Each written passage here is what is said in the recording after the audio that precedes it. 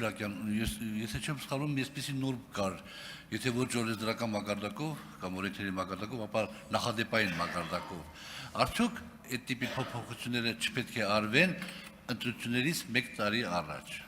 Շնորհակալ եմ հարցի համար, պարոն Աղազարյան, Վենետիկի հանձնաժողովի դիրքորոշման մասին եք դուք խոսում թերևս։ Վենետիկի հանձնաժողովը ունի ուղեցույց, որը կոչվում է ընտրական հարցերի լավագույն փորձի կանոնագիրք, եւ այդ ուղեցույցը ասում է, որ ցանկալի չէ ընտրական օրենսգրքի ուշադրություն ֆունդամենտալ տարերի փոփոխությունը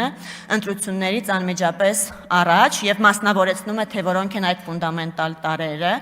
Ընտրական կարգը, այսինքն համամասնական թե մեծամասնական,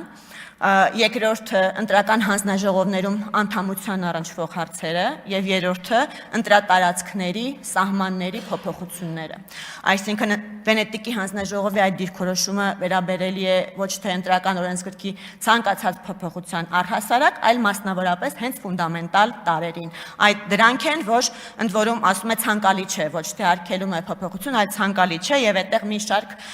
պայմաններ է նախատեսում, թե որ դեպքում կարող են նույնիսկ այդ ֆունդամենտալ տարերը փոփոխության ենթարկվեն։ Ես ուզում եմ ասել, որ մենք այստեղ